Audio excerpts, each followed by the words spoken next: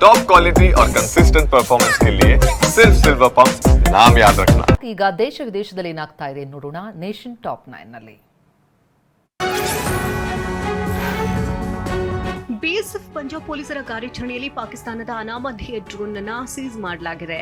DJI Mavic 3 classic ಡ್ರೋನ್ಗಳನ್ನು ವಶಪಡಿಸಿಕೊಳ್ಳಲಾಗಿದೆ.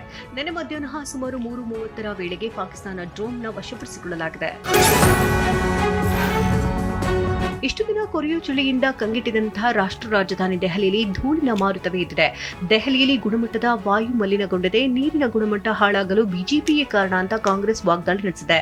ದೆಹಲಿಯಲ್ಲಿ ದಿನೇ ದಿನೇ ವಾಯು ಪ್ರಮಾಣದ ಗುಣಮಟ್ಟ ಹದಗೆಟ್ಟಿದೆ. ಎಲ್ಲಿ ನೋಡಿದ್ರೂ ಧೂಳಿನ ಕಣಗಳೇ ಕಾಣ್ತಿದೆ.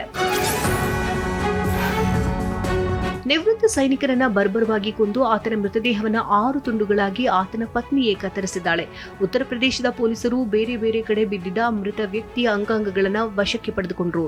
ಆದರೆ ಈವರೆಗೂ ಆತನ ತಲೆಯೇ ಸಿಕ್ಕಿಲ್ಲ. ಲವರ್ ಜೊತೆ ಸೇರಿ ಪಾಪಿ ಪತ್ನಿಯೇ ಕೊಲೆ ಮಾಡಿದ್ದು ಒಟ್ಟು 4 ಅಂಧರಾಗಿದ್ದಾರೆ.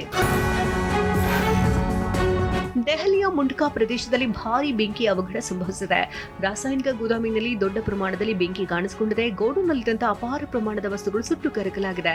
ಘಟನಾ ಸ್ಥಳಕ್ಕೆ ತಕ್ಷಣವೇ ದೌಡಾಯಿಸಿದ ಅಗ್ನಿಶಾಮಕ ಸಿಬ್ಬಂದಿ ಬೆಂಕಿ ನಂದಿಸುವ ಕೆಲಸ ಮಾಡಿದರು.